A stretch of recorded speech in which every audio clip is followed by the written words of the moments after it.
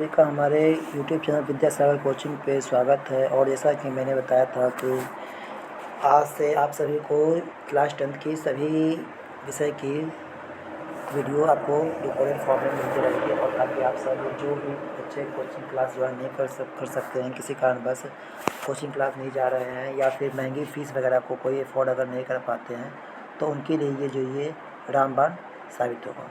और मैं एक दो विषय नहीं, मैं कोशिश करूँगा कि आपको ऑल विषय की आपका तैयारी हो सके। और इसीलिए मैं सबसे पहले स्टार्ट कर रहा हूँ प्रकाश का परावर्तन एवं अपवर्तन।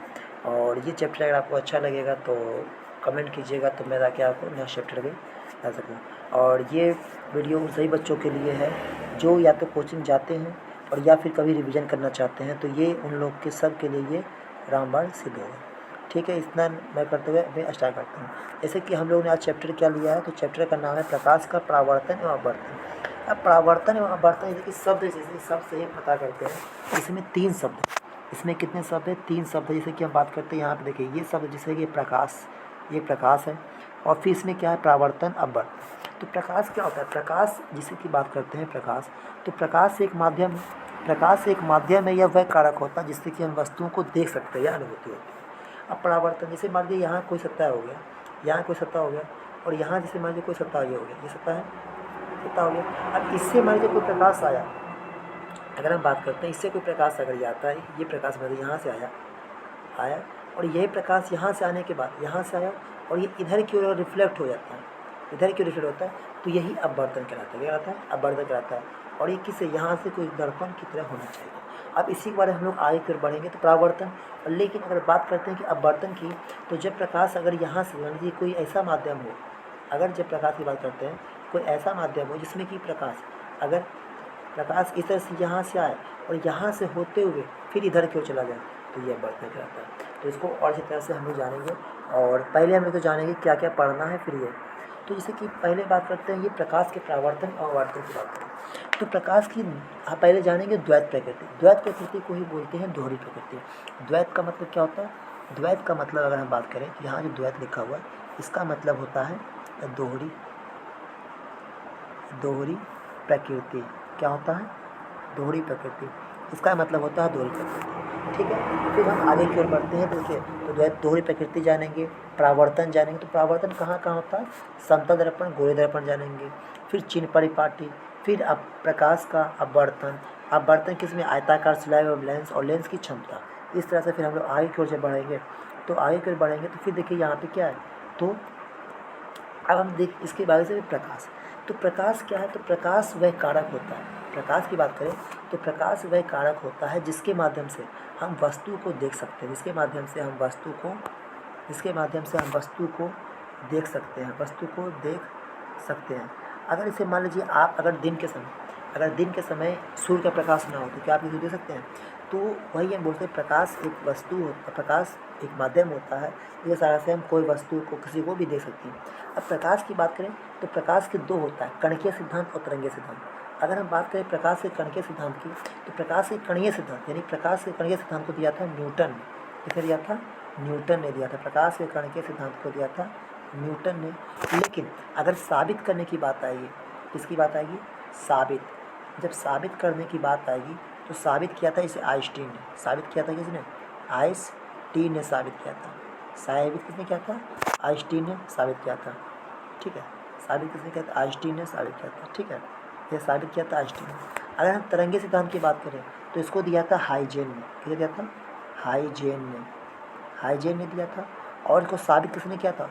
तो साबित किया था यंग ने। किसने किया था? यंग ने साबित किया था। ठीक है, इसके बाद हम लोग आगे पढ़ेंगे। तो यही होती है दौड़, यानी प्रकाश अभी आधुनिक के अनुसार अगर बात करते हैं तो अभी के अनुसार प्रकाश जो है, अभी के अनुसार बात करें तो प्रकाश, देखिए अभी के अनुसार बात करें तो प्रकाश दोनों होता है, यानी कण सिद्धांत भी और तरंग सिद्धांत भी है। और अगर इसकी मैं थोड़ा सा और प्रकाश के बारे में जैसे की बात करता हूँ तो प्रकाश के कणीय और तरंगीय सिद्धांत प्रकृति के बारे में। ठीक है, तो कण सिद्धांत न्यूटन ने और हाइजेन ने साबित किया था और ये आइंस्टीन थे। इसके बाद हम थोड़ी से आगे की ओर बढ़ते हैं। आज हम आगे बढ़ते हैं, देखिए यही बात जो मैंने बोला वो लिखा हुआ है। क्या प्रकाश जो है, प्रकाश क्या है? तो प्रकाश ये एक प्रकार का ऊर्जा है।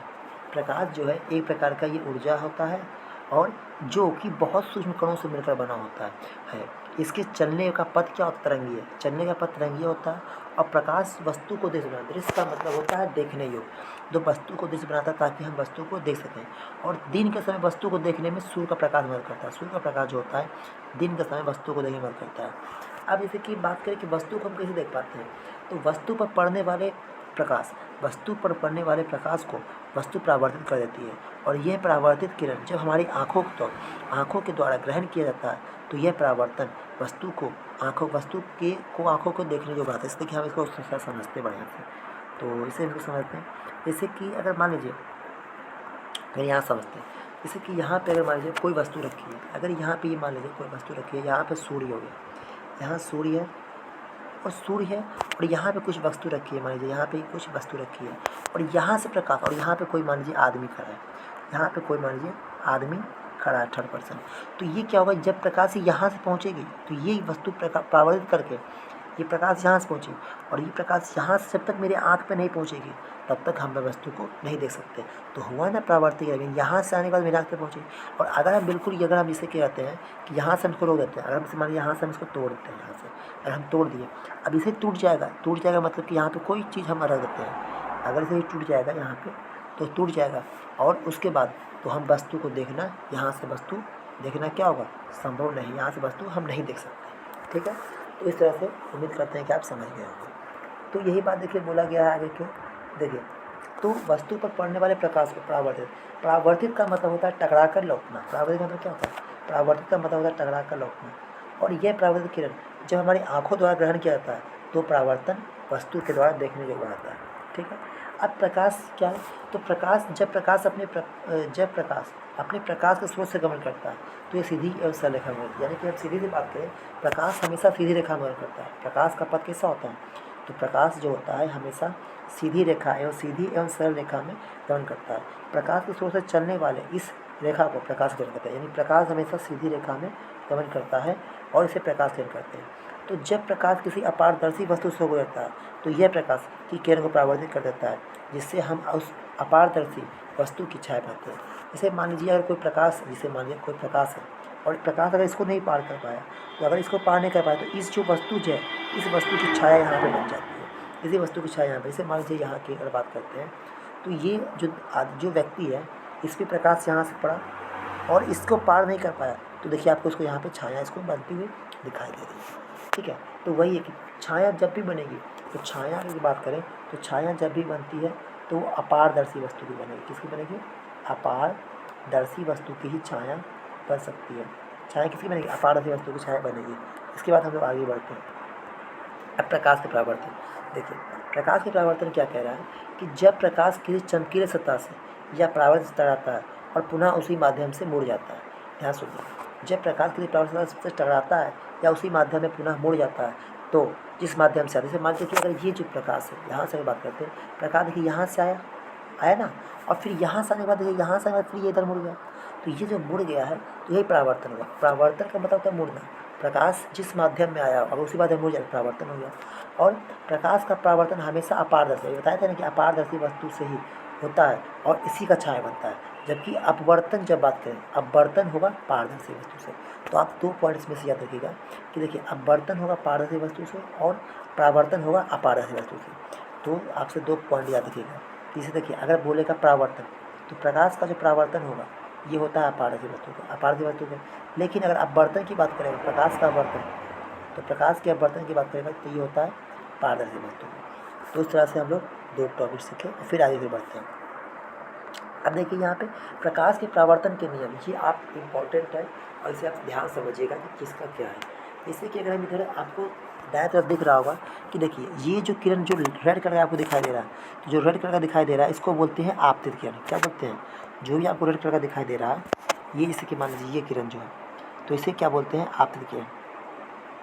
1 मिनट, जैसे ये किरण जो है यहाँ पे, ठीक है, इसकी बात करते हैं, तो यहाँ पे जो आपको दिखाई दे रहा है, ये जो किरण दिखाई दे रहा है, इसको बोलते हैं आपतित किरण। क्या बोलेंगे, आपतित किरण। क्या बोलेंगे, आपतित किरण।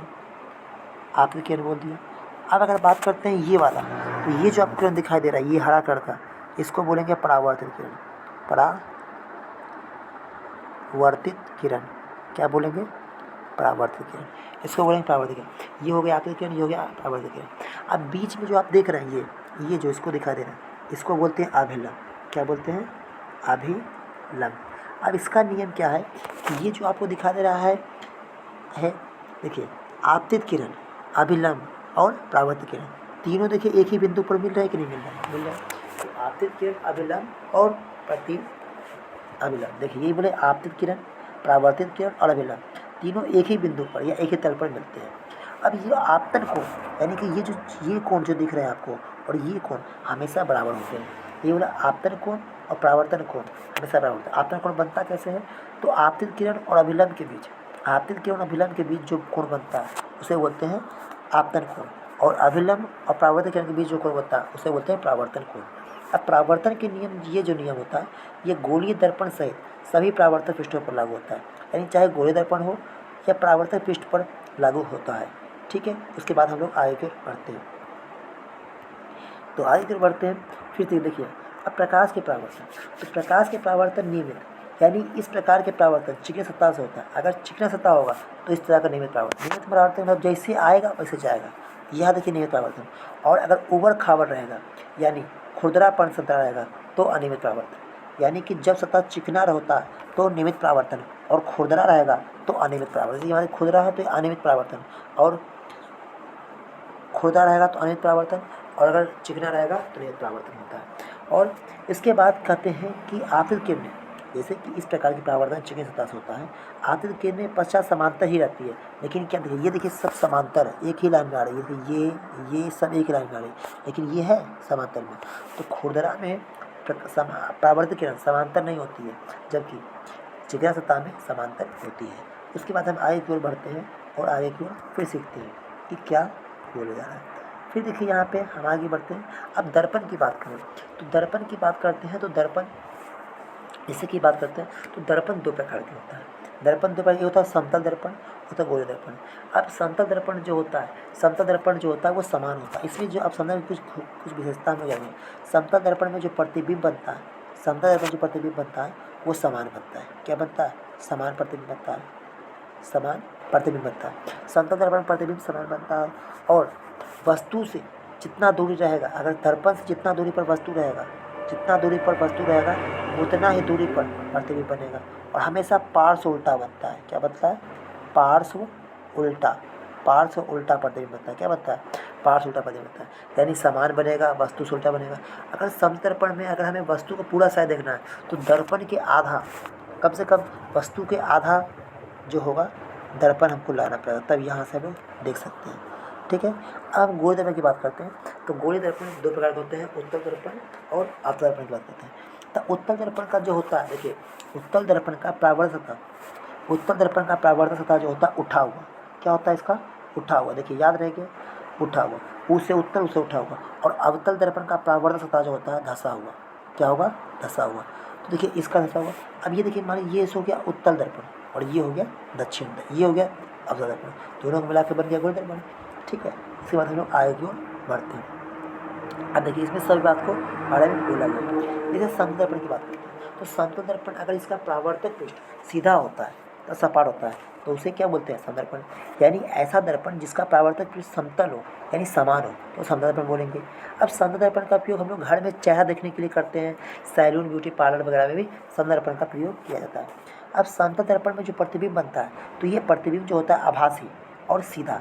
आपको एक बात बता दें कि जब आभासी की बात आई है तो कल्पना यानी काल्पनिक प्रतिबिंब जो होता है हमेशा, काल्पनिक प्रतिबिंब जो होता है हमेशा सीधा बनता है और वास्तविक हमेशा उल्टा बनता है। यानी कल्पना, जैसे कि कभी भी हम कल्पना करते हैं तो कल्पना हम अच्छा करते हैं। कभी कल्पना की है कि काश हम जूता खा रहे होते, काश कोई को गाली दे रहा होता। तो कल्पना जब भी हम करते हैं, यानी कल्पना जब भी हम करते हैं तो कल्पना क्या होता है? कल्पना जब भी होता है तो वो सीधा ही होता है। कल्पना क्या होता है? तो कल्पना जब भी होता है वो सीधा ही होता है। तो कल्पना की बात आएगी तो कल्पना हमेशा सीधा होगा, यानी काल्पनिक प्रतिबिंब की बात आएगी तो वो क्या होगा? सीधा। लेकिन अगर जब वास्तविकता होती है, वास्तविकता की बात करें तो वास्तविकता क्या होती है? वास्तविकता की बात करें तो वास्तविकता हमेशा उल्टा होता है। वास्तविकता क्या होता है? वास्तविकता की बात करें अगर, वास्तविकता हमेशा क्या होता है? ये होता है उल्टा। क्या होता है? उल्टा। ठीक है, उससे कि आगे धीरे धीरे आगे बढ़ते हैं। अब देखिए इसके बाद बात करें, देखिए अब क्या है, तो समतल दर्पण में घरों में चेहरा देखने के लिए करते हैं, सैलून या ब्यूटी पार्लर आदि में किया जाता है। अब इसके द्वारा पढ़ना प्रतिबिंब हमेशा आभासी और सीधा तथा प्रतिबिंब दर्पण से उतनी ही दूरी पर बनेगा जितना दूरी पर बिंब बने क्या होता है, बिंब का मतलब होता है वस्तु, बिंब बने वस्तु। तो जितना दूरी पर अगर मान लीजिए वो वस्तु रहेगा उतना ही दूरी पर प्रतिबिंब बनेगा, ठीक है। वही बात इसमें बोला गया है कि इसके द्वारा प्रतिबिंब आभासी सीधा होता है तथा प्रतिबिंब दर्पण के पीछे उतना ही दूरी पर बनेगा जितना की दूरी पर वो रहता है, ठीक है। इतना दूरी पर बिंब दर्पण के सामने होता है। अब हम इसके आगे बढ़ते हैं, ठीक है। देखिए अब दर्पण की बात करें तो गोले दर्पण के परावर्तक पृष्ठ अगर वक्र मुड़ा होता है, यानी कि जिसका भी मुड़ा हुआ गोले दर्पण का होता है। परावर्तक पृष्ठ अंदर की ओर या बाहर की ओर होता है, यानी गोले दर्पण में जो परावर्तक पृष्ठ होता है या तो अंदर की ओर होता है या बाहर की ओर होता है। अब यानी ऐसा दर्पण जिसका परावर्तक पृष्ठ गोल होगा उसे गोलीय दर्पण बोलते हैं। अब इसकी वक्रता के आधार पर गोलीय दर्पण दो प्रकार के होते हैं। अगर जिसका अंदर की ओर धंसा हुआ रहेगा तो उसे अवतल, अगर उठा हुआ रहेगा, देखिए उठा हुआ रहेगा तो उत्तल दर्पण होगा। इसके बाद हम थोड़ा सा और आगे बढ़ते हैं, जैसे ये देखिए ये परावर्तक पृष्ठ है तो यहाँ उठा हुआ उत्तल, धंसा हुआ तो अवतल। फिर धीरे धीरे आगे बढ़ते हैं तो यहाँ पर देखिए क्या गोल दर्पण के भाग। अब गोल दर्पण के भाग की बात करते हैं तो इसमें क्या होता है, ध्रुव, वक्रता केंद्र, तो जो परावर्तक पृष्ठ का केंद्र जो होता है, परावर्तक पृष्ठ मान लीजिए परावर्तक पृष्ठ है यहाँ, जैसे कि आप देख रहे हैं तो यहाँ जैसे कि ये जो आप देख रहे हैं ना, ये वाला यहाँ से, ये जो यहाँ से आया ये वाला, तो ये परावर्तक पृष्ठ जो ये है केंद्र जो इसका ये हो गया, तो ये कहलाता है ध्रुव। अब गोले दर्पण का परावर्तक पृष्ठ एक गोले का भाग होता है, ये गोले का भाग होता है और इसके गोले का भाग होता है और इस गोला का जो केंद्र होता है, इस गोला का जो केंद्र से वक्रता केंद्र कहते हैं। यानी गोलीय दर्पण का परावर्तक पृष्ठ एक गोले का भाग होता है, इसका केंद्र गोल दर्पण का परावर्तक केंद्र कहलाता है और अंग्रेजी के बड़े अक्षर सी से इसे डिनोट किया जाता है। यानी कि अगर बात करें ए और बी, और फिर ए और बी की बात करें तो द्वारक होता है, ए और बी क्या होता है, द्वारक। उसके बाद इसी की बात करता है आगे क्यों, तो वक्रता त्रिज्या, तो गोलीय दर्पण के ध्रुव और वक्रता केंद्र के बीच की दूरी को बढ़ते हैं, यानी ध्रुव और वक्रता केंद्र के बीच की दूरी होगी उसे हम वक्रता त्रिज्या कहेंगे। अब गोलीय दर्पण का मुख्य अक्ष, तो गोलीय दर्पण के ध्रुव और वक्रता केंद्र से होकर गुजरने वाली सीधी रेखा, अगर इसे मान लीजिए गोलीय दर्पण के ध्रुव और वक्रता केंद्र से, तो यहाँ देखिए ध्रुव और वक्रता केंद्र से होकर जो रेखा गुजर रही है, ध्रुव और वक्रता केंद्र से होकर जो रेखा गुजर रही है उसे बोलेंगे, ठीक है। इसे यहाँ पे ये आ गया, ये इसको और गोलीय दर्पण के ध्रुव और वक्रता केंद्र से जो रेखा गुजर रही है उसे बोलेंगे ये रेखा जो गुजर रही है ये, तो ये जो रेखा ये मुख्य अक्ष कहलाएगी। यानी दर्पण के ध्रुव से और वक्रता केंद्र से, ठीक है, वक्रता केंद्र की एक अन्य बिंदु F होता है जिसे हम मुख्य फोकस करते हैं। और यानी कि एक मिनट पहले हम बता रहे थे मुझे, तो दर्पण के ध्रुव और केंद्र से होकर जो गुजरने वाली सीधी रेखा होती है वो दर्पण का मुख्य अक्ष कहलाती है। और अगर मान लीजिए कि दर्पण के ध्रुव और केंद्र के अन्य बिंदु एवं F होता है, केंद्र के अन्य के बिंदु F होता है जो मुख्य अक्ष के समांतर है, आपतित किरणें जहाँ से अगर मुख्य अक्ष के समांतर किरण आपतित किरणें परावर्तन के बाद वहीं पर मिलती है। अगर इसे कि मान लीजिए कोई दर्पण है, इसे मान लीजिए हमने दर्पण बनाया, हमने यहाँ के क्या दर्पण बना दिया, दर्पण बना दिया, यहाँ पे ये दे दिया। अब यहाँ से कोई किरण आएगी, यहाँ से परावर्तित होगी, यहाँ से आएगी तब भी यहाँ से परावर्तित होगी, यहाँ से आएगी तब भी यहाँ से गुजरेगी, यहाँ से आएगी तब भी यहाँ से गुजरेगी। तो ये जो आप देख रहे हैं, ये दिख रहा है, यही हो गया परावर्तन, ये हो गया फोकस। क्या हो गया ये फोकस। तो वही बात बोला गया है कि दर्पण के ध्रुव एवं वक्रता केंद्र के एक अन्य बिंदु वक्रता केंद्र के बीच अन्य बिंदु F होता है, इसे हम मुख्य फोकस करते हैं और मुख्य उसके समांतर आपतित किरणें परावर्तन के पश्चात वहीं से गुजरती है। तो यहाँ क्या होता है, ध्रुव और वक्रता केंद्र के बीच। फिर धीरे से आगे बढ़ते हैं। अब गोलीय दर्पण की बात करते हैं, तो गोलीय दर्पण में क्या होता है, फोकस दूरी। गोलीय दर्पण में फोकस दूरी होता है जो कि दर्पण के ध्रुव एवं मुख्य फोकस के बीच की दूरी को फोकस दूरी कहते हैं। यानी दर्पण के ध्रुव एवं मुख्य फोकस के बीच की दूरी को दर्पण के ध्रुव, अब इसे ध्रुव है और फोकस के बीच की दूरी को फोकस दूरी कहते हैं। इसे हम अंग्रेजी के छोटे अक्षर F से डिनोट करते हैं और यह दूरी वक्रता त्रिज्या की आधी होती है। और ये जो होता है आपको सिद्ध करने के लिए भी आएगा कि कैसे होती है। अब तो गोलीय दर्पण परावर्तक पृष्ठ का अधिकांश गोलीय ही होता है और इस पृष्ठ का एक वृत्ताकार सीमा रेखा होती है जिसे गोलीय दर्पण का परावर्तक पृष्ठ की इस सीमा रेखा को कहते हैं। जैसे कि बात करें यहाँ पे देखिए आपको दिखाई दे रहा होगा ए और सी के बीच, तो ये परावर्तक पृष्ठ जो सीमा रेखा हो यही द्वारक कहलाएगा। क्या कहलाएगा? द्वारक कहलाता है। अब इसे देखिए जो एफ दिखाई दे रहा है ये फोकस बिंदु हो गया और यहाँ पे पी एफ फोकस दूरी हो गया, सी वक्रता केंद्र हो गया, पी सी वक्रता त्रिज्या हो गया। इसके बाद हम लोग आगे की ओर फिर बढ़ते हैं। अब प्रतिबिंब की स्थिति। अब बिंब, तो बिंब वह स्थान जहाँ पे वस्तु रखा जाता है, जहाँ वस्तु रखा जाता है।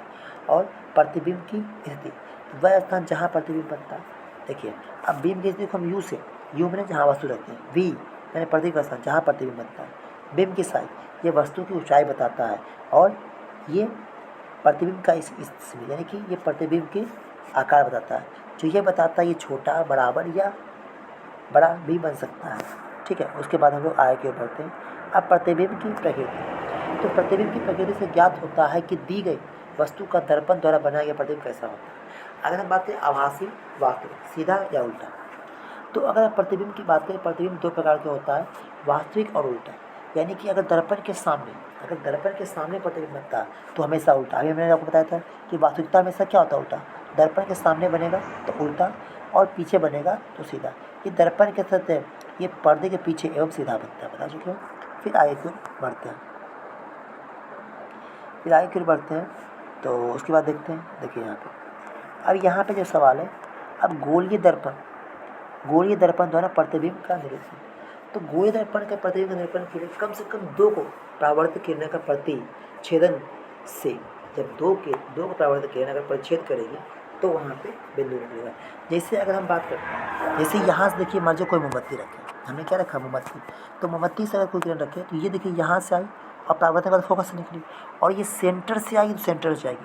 आपको इसके लिए कुछ रूल जानना पड़ेगा परावर्तन करने में, कि कहाँ से क्या आती है क्या नहीं। देखिए अगर जब कोई किरण, जैसे कोई किरण है, अगर मान लीजिए ये अनंत से या कोई अनंत से आती है, मान लीजिए यहाँ से, ठीक है, अगर कोई किरण यहाँ से आई और यहाँ पे है, तो अगर कोई किरण यहाँ से अनंत से आई, मान यहाँ वस्तु रखे, तो यहाँ से अगर आएगी अनंत से तो ये गुजरेगी यहाँ से, मानिए फोकस है, क्या? फोकस से गुजरेगी। और अगर मान लीजिए वक्रता केंद्र से आएगी, अगर इधर से आएगी तो इधर से गुजरेगी, ठीक है। फिर उसके बाद बात करते हैं। अब आत्मदर्पण द्वारा प्रतिबिंब की स्थिति कहाँ होती है? तो बिंब के अनंत पर रखते हैं, अगर कोई वस्तु को अनंत पर रखेंगे तो फोकस पर बनेगा, अब फोकस पर रखेंगे क्या तो बनेगा, ये बात रहेगी। अगर कोई वस्तु है, अगर उसे हम रखेंगे कहाँ पे? अनंत पर। अगर देखिए यहाँ पे, जैसे यहाँ वस्तु है, यहाँ क्या समझिए, कुछ बातें यहाँ समझिए। जैसे यहाँ वस्तु क्या है? वस्तु, और यहाँ पे क्या है? प्रतिबिंब।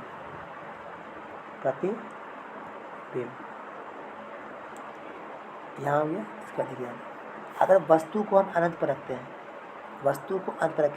तो प्रतिबिंब बनेगा फोकस पर, और अगर हम वस्तु को फोकस पर रखेंगे तो प्रतिबिंब बनेगा अनंत पर।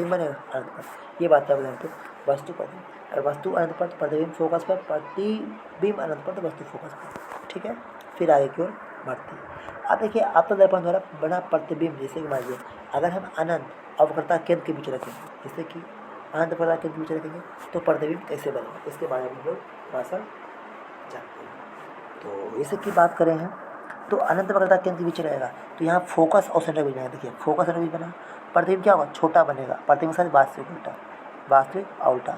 अगर सी पर रहेगा तो सी पर बनेगा। प्रतिबिंब की समान साइज का वास्तविक और उल्टा बनेगा, और अगर मान लीजिए कि सी और एफ के बीच बनेगा, तो यहाँ पे क्या होगा? सी और अनंत के बीच बनेगा, और प्रतिबिंब विवर्धित बड़ा और वास्तविक और उल्टा बनेगा, अब अगर बात करें बीम की स्थिति, अगर एफ पर रहेगा, कहाँ है? अगर एफ पर है तो अनंत पर बनेगा, और अत्यधिक बड़ा वास्तविक और उल्टा प्रतिबिंब बनेगा। अगर मान लीजिए ध्रुव के बीच रहेगा तो दर्पण के पीछे विवर्धित एवं आभासी तथा सीधा प्रतिबिंब बनेगा। अब यही बात को देखिए डायग्राम पर समझाएगा, लेकिन अब आपको इतना इकट्ठा नहीं मानना है कि अनंत पर फोकस पर ही है।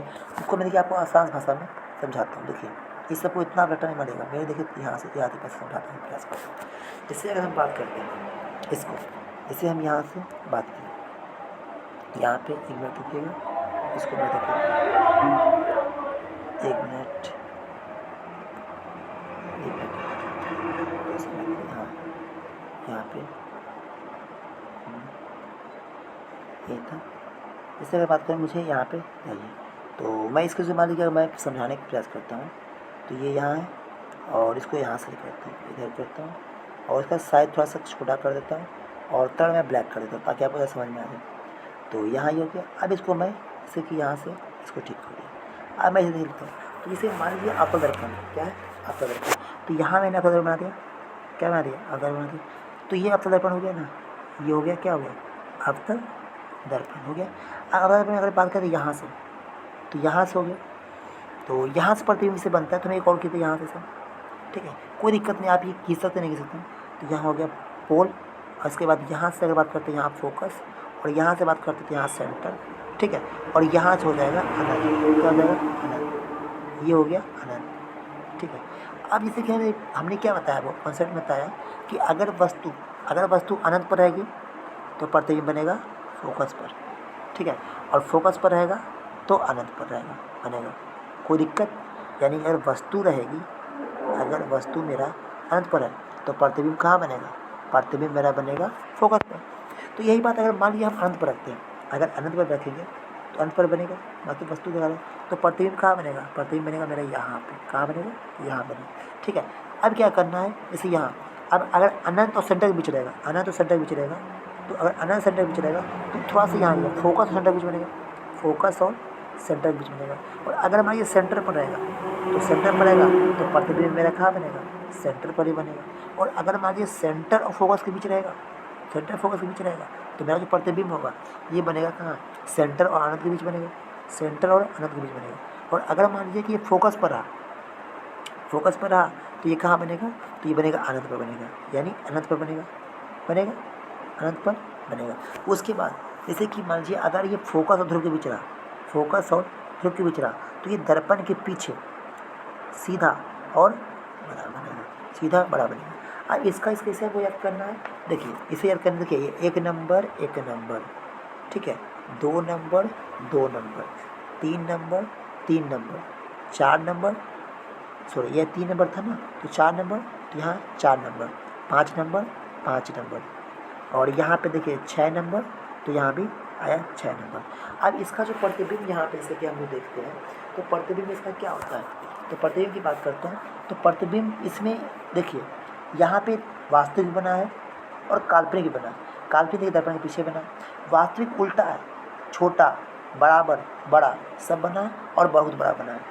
तो इस तरह से बोल सकते हैं कि इसका जो प्रतिबिंब बनता है वास्तविक, छोटा, बड़ा, बराबर, वस्तु से काल्पनिक, सीधा, उल्टा सब बनता है, ठीक है। फिर इस तरह से आप उम्मीद करता आप समझ गए, मैं आगे बढ़ता हूँ।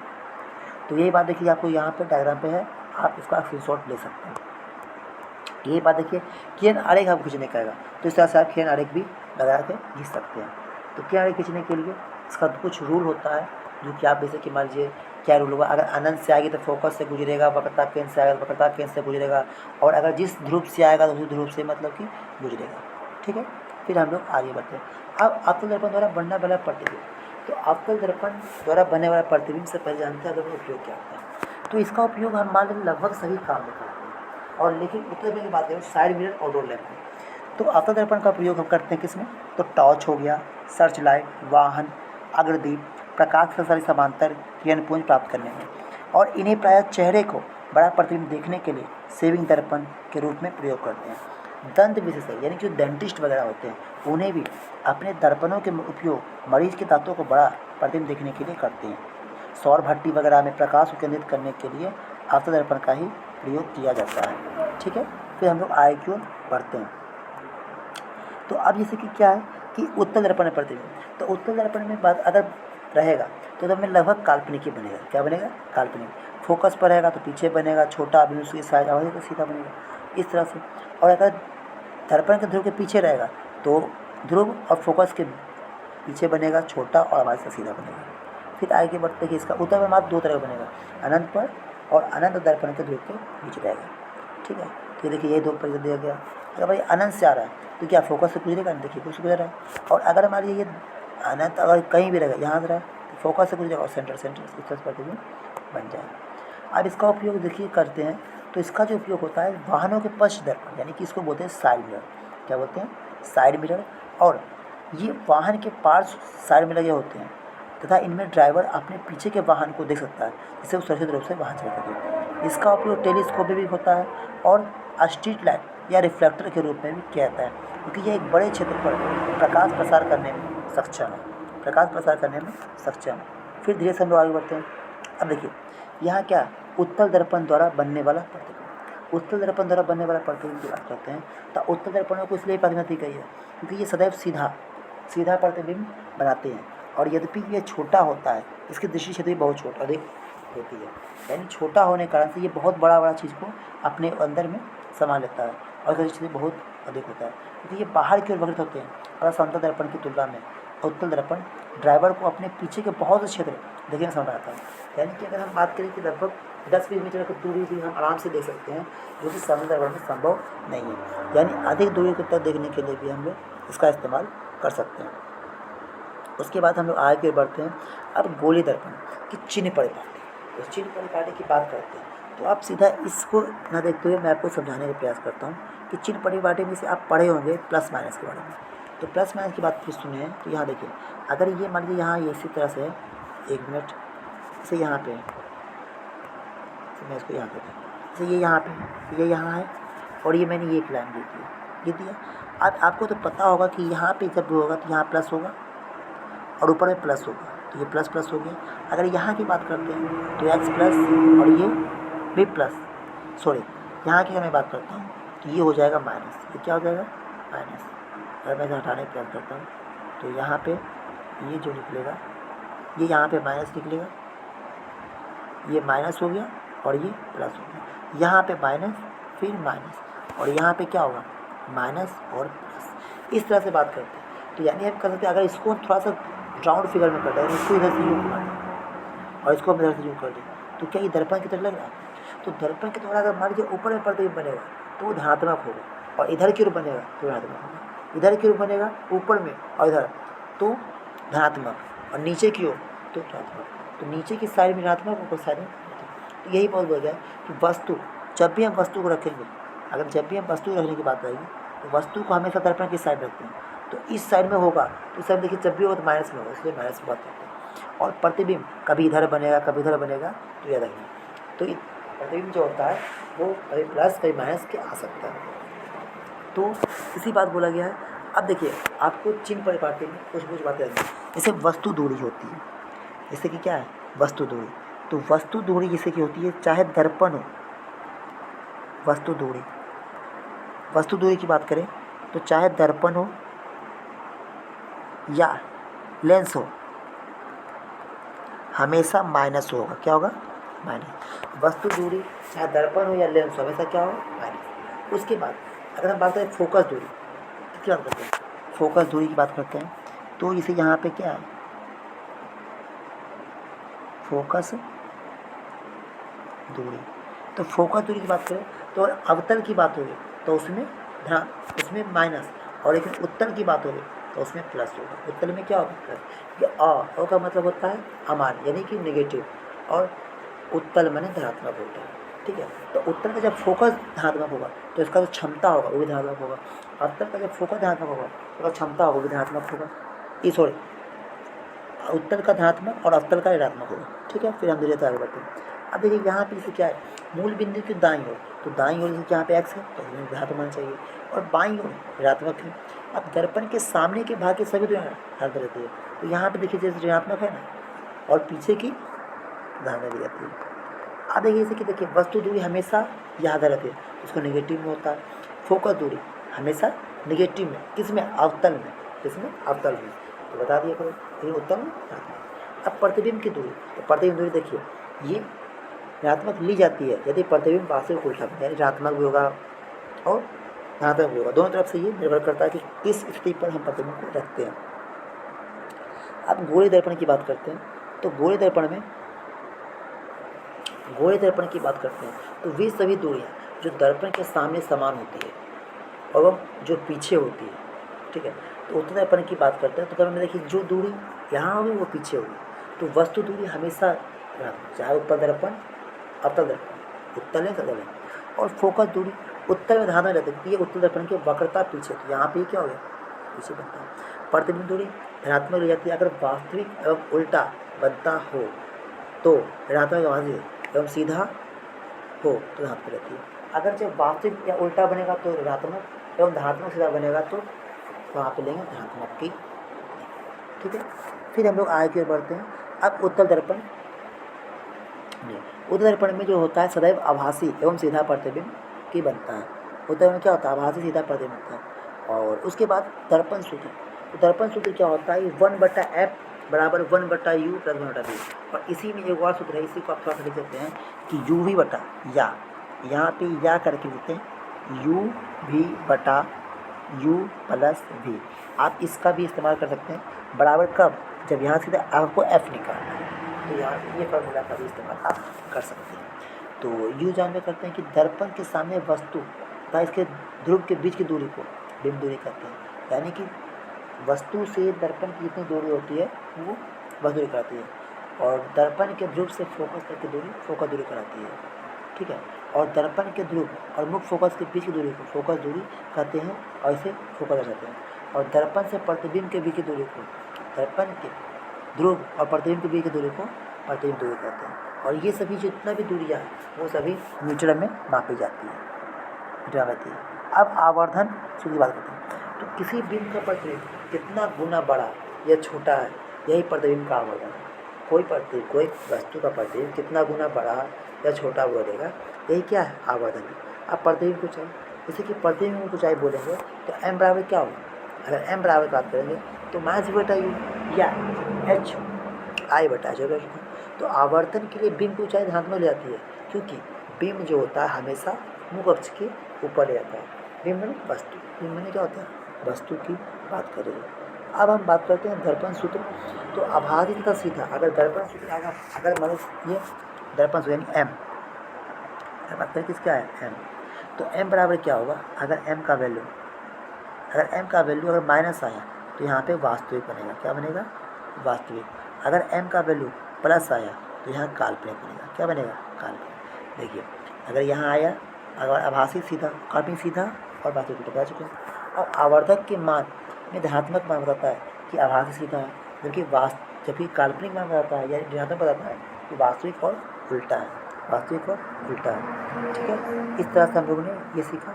और कल हम लोग ये प्रकाश के परावर्तन यानी लगभग एक पाठ हम लोग खत्म कर चुके हैं, और कल बचा है प्रकाश के आवर्तन। तो कल के वीडियो को इंतजार कीजिएगा, और कल आपको प्रकाश का आवर्तन का वीडियो मिल जाएगा। तो उम्मीद करते हैं कि आपको अच्छा लगा होगा, और अगर कोई और विषय का चाहिएगा तो मैं बोले कमेंट कीजिएगा, तो मैं उसको भेज दूँगा, रिकॉर्ड करके मैं उसको अपने यूट्यूब चैनल पर डाल दूँगा। थैंक यू, धन्यवाद।